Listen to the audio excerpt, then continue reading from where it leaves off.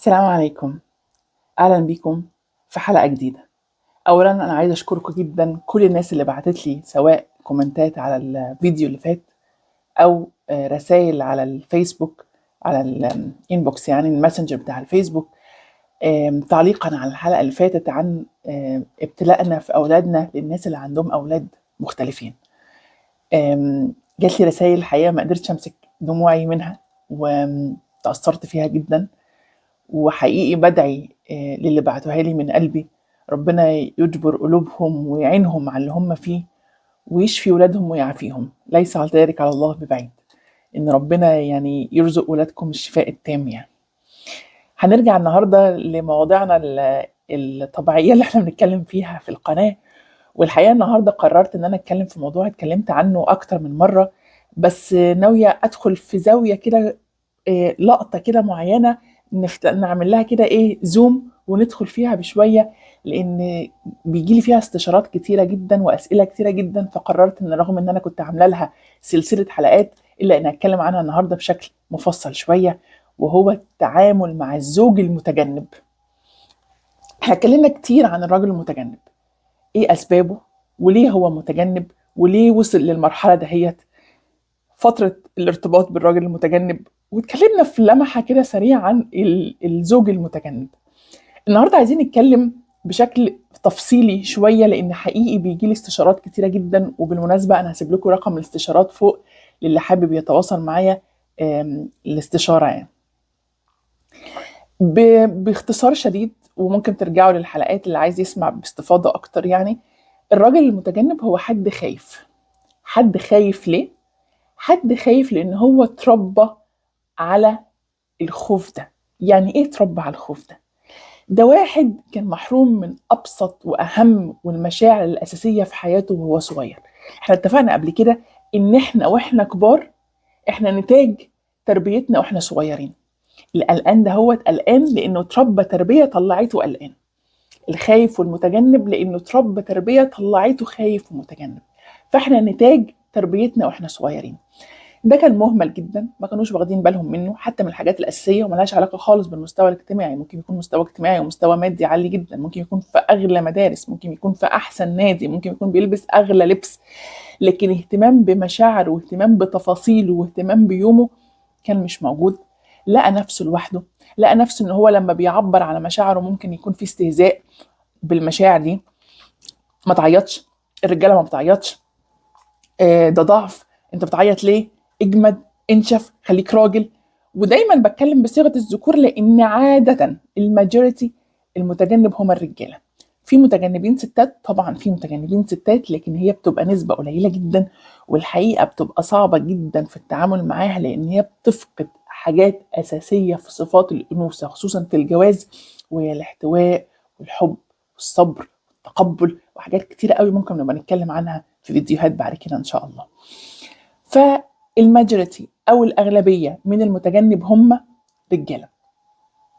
رجاله لقوا نفسهم ان هم لما بيعبروا عن مشاعرهم وهم صغيرين بيتقابلوا برفض وعنف وريجكت يعني للمشاعر دهيت، فبقت المشاعر بالنسبه لهم خط احمر ما بيقدروش ان هم يتخطوه.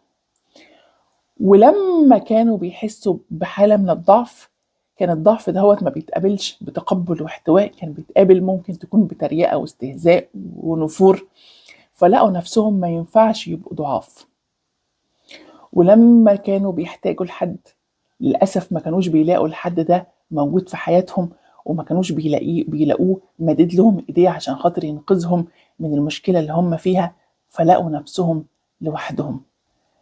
خلاصة ده كله وأسباب تانية كتير اتكلمنا عنها بالتفصيل في الفيديوهات القديمة أنتجت لينا راجل متجنب. راجل خايف يعبر عن مشاعره لأن هو اتربى على كده. راجل خايف يرتبط بحد لحسن يخذله ويجرحه ويرجكت هيم، يرفضه. راجل خايف يفشل لا يتم التريقة عليه، فعشان كده هم دائما وأبدا بيبقوا ناجحين جدا. وده اللي بيجي دايما في الاستشارات، ده ناجح جدا في شغله، ده ناجح جدا في علاقاته الاجتماعية، ده ناجح جدا في المجتمع بشكل عام. هو ناجح لان هو اتربى انه ما ينفعش يفشل. هو ناجح جدا في شغله، ناجح جدا في علاقاته، لكن خايف. كلمة السر في الرجل المتجنب انه راجل خايف. خايف يرتبط بيكي لحسن مشاعره تخذله او انت تخذليه. خايف يرتبط بيكي ويعتمد عليكي لانه ما تعودش ان هو يعتمد على حد. هو رجل خايف، هو مش خاين، هو مش لاعبي، هو خايف. والحقيقة الراجل المتجنب عشان خاطر ياخد خطوة الارتباط دي شوط كبير جدا جدا وصعب جدا، وده اللي بيجي لي عنه اغلب الاستشارات. اغلب الناس بتقول لي يتصل بيا نكون كويسين، يحكي لي، يغيب بالشهور، يرجع تاني يتصل بيا نكون كويسين، يغيب بالشهور.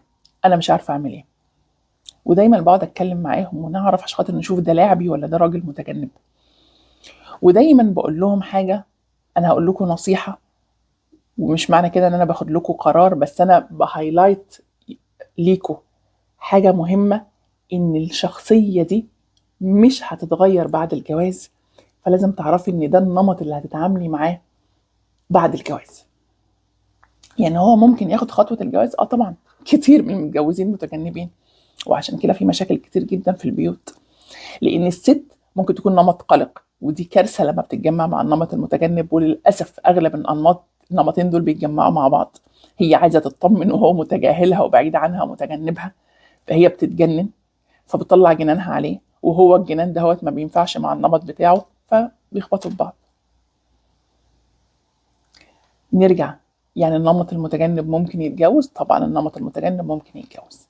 هيتغير؟ لا مش هيتغير. امال ايه اللي هيحصل؟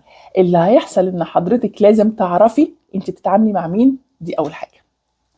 تاني حاجه تعرفي تتعاملي معاه ازاي.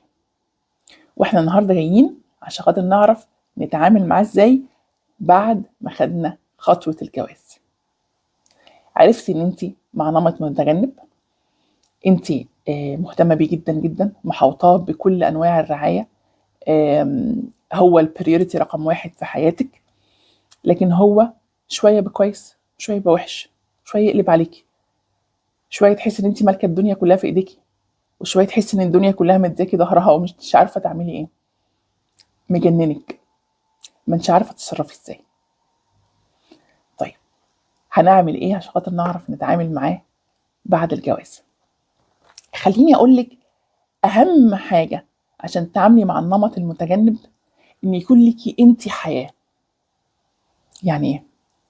يعني انت لو بتتعاملي مع نمط قلق، هقولك لازم يكون هو الأولوية رقم أولى في حياتك، حتى لو هتيجي على نفسك وتتنازلي على حتة صغيرة من حياتك عشان خاطر تفضي له وقت. ليه؟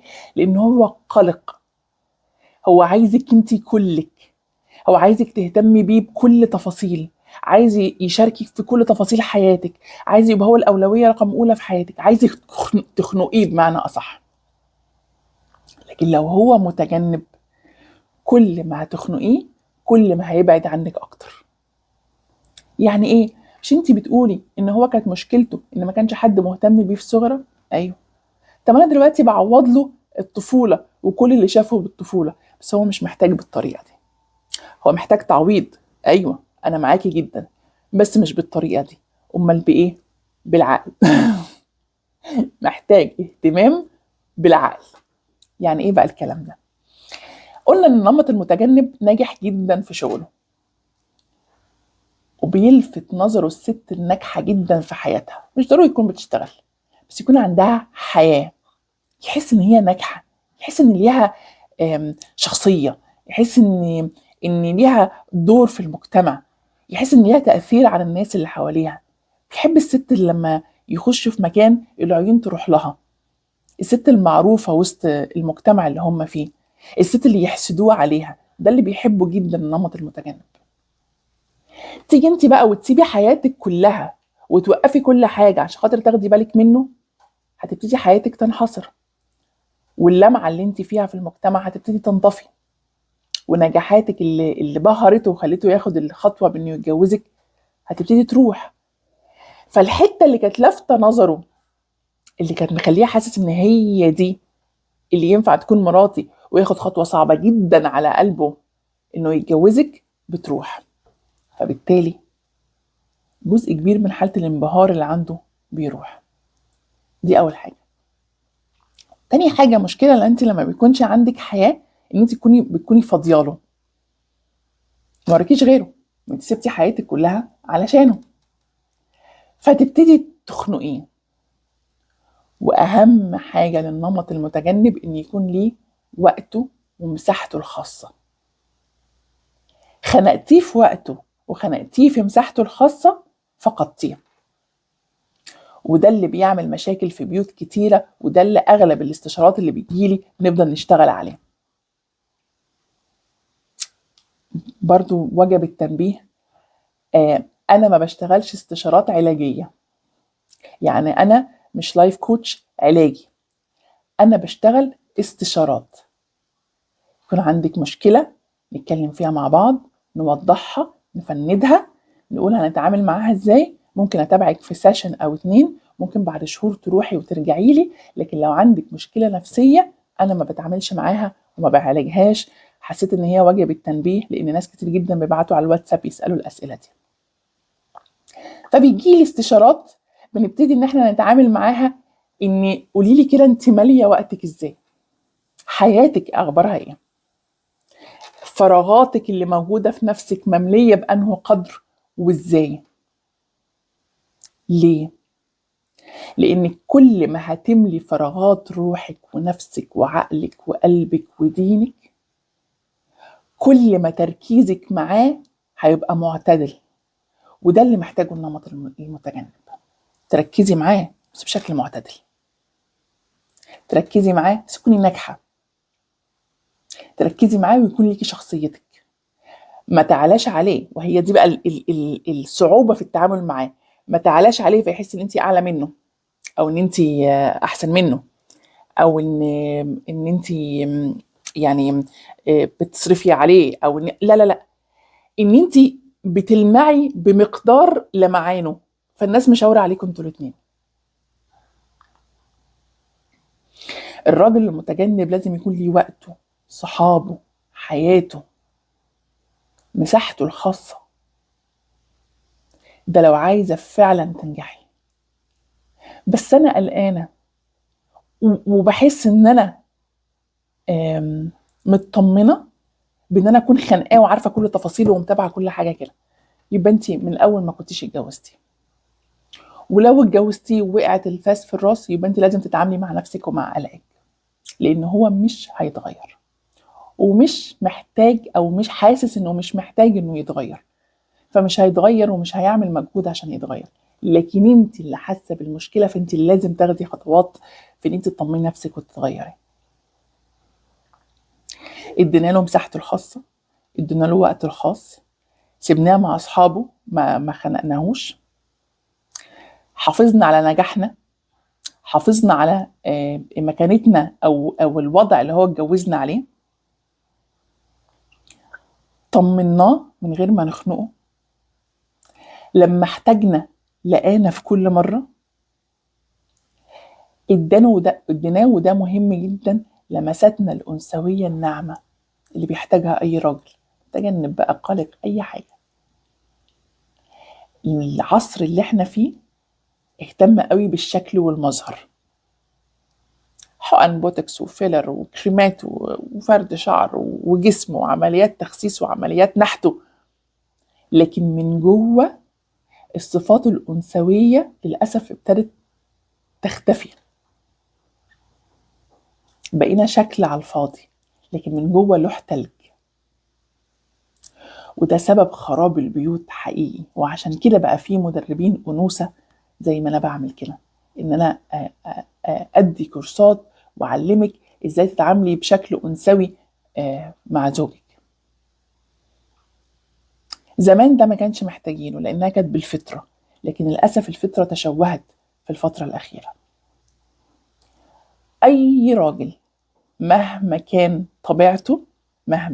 طبيعته فهو محتاج لمسات أنثوية ناعمة، محتاج حضن بشكل معين، محتاج طبطبة بشكل معين، محتاج لمسات متتالية ما تتقطعش. أنا ليا نظرية كنت نزلت لها فيديو زمان أول ما فتحت القناة، اسمها التلامس بالتعود. كنت شرحت لكم ان الاجانب، لاحظوا كده، تابعوا الاجانب لو انتوا عايشين في بلد اوروبيه او في بلد فيها اجانب. انا لاحظتها جدا في كل حته هنا في البلد اللي انا عايشه فيها. طالعه على السلم المتحرك في المول ايديها على ظهره، ماشيه في المترو ايديها في ايديه، قاعده جنبه عماله تطبطب على رجليه، مش عارفه بيتكلم في ايه تروح مسحاله على شعره. طبعا في ناس شايفه ان هي مياصه وقله ادب، لا هي مش مياصه وقله ادب، هي بتخليه يدمن لمستها، زي البيبي اللي ما يقدرش يستغنى عن امه، فلما تبعد عنه يفتقدها ويحس ان ناقصه حاجه كبيره جدا، يحس انه متوتر وقلقان وخايف في اوقات كتير، لان هي عودته بشكل زي التنويم المغناطيسي على لمسه معينه بشكل متكرر ورا بعض. فلما اللمسه دي بتروح بيحس ان هو عريان، بيحس بالبرد، بيبقى عايز يجري جري يحس بالدفى في لمسه ايديها. انا ما بقولش على الاحضان والقبلات والحاجات الخارجه اللي موجوده في الشوارع، انا بتكلم على لمسه عاديه جدا انت ممكن تعمليها في كل وقت. انا في كورس من الكورسات بدي حاجه اسمها انثى في السياره. يعني ايه انثى في السياره؟ ان هو ما يبقاش راكب العربيه مع واحد صاحبه، حتى لو في ولاد وحتى لو في ناس، يحس انه راكب العربيه مع واحده ست، بلمسه معينه، بكلمه معينه، بضحكه معينه، فيحب ان هو يركب العربيه معاكي لانه عارف ان ركوب العربيه معاكي ده تجربه مختلفه. احنا افتقدنا لده كله. الرجاله بقت عايشه مع صحابها مش مع مراتاتها. اكل وشرب زي الفل، بيت نظيف زي الفل، عيال زي الفل، لكن هو كراجل فين؟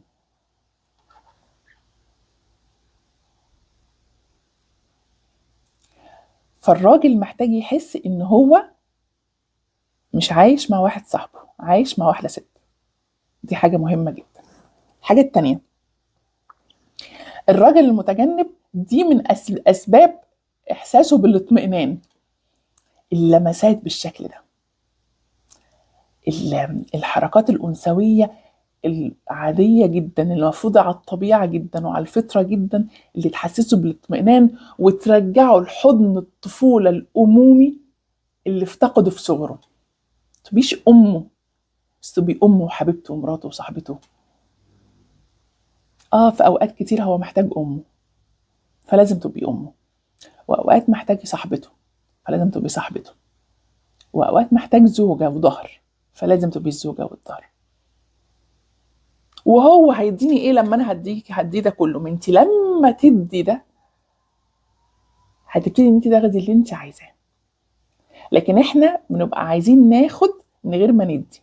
يديني هو الاول، يوريني هو الاول، انا مش هدي. ما هي مش خناقه، احنا لو داخلين خناقه يبقى نفضها من الاول. ودايما بقول لكم العلاقات محتاجه مجهود. اي علاقه في الدنيا محتاجه، علاقتك بولادك محتاجه مجهود، علاقتك بامك وابوك اللي هي العلاقه الابديه اللي مفيش زيها محتاجه مجهود، علاقتك باخواتك محتاجه مجهود، علاقتك باصحابك محتاجه مجهود. ولو المجهود ده ما اتبذلش العلاقات بتبوظ وبتقف وبتعطل. فانت محتاجه تعملي معاه مجهود. ليه؟ عشانك انت اول حاجه، عشان حياتك وراحتك وسعادتك، عشان احنا بنعيش الحياه مره واحده بس، عشان الحياة بقت قاسية جدا بما فيه الكفاية، مش محتاجة كمان ان احنا اللي عايشين معاهم في البيت يبقى هما مصدر التعاسة في حياتنا. علشان حضن اخر الليل ده، حضن اخر الليل ده بينسينا حاجات كتير قوي لو اتعمل صح. عشان اسألي واحدة فقدت زوجها في سفر بقى، في موت، في انفصال، هتقولك انا مفتقدة جدا لوجود الونس في حياتي، لوجود الحضن والطبطبة. فبدل انت عندك القدرة على حضن اخر الليل ده ما تضيعوش، ده في استشفاء ليكي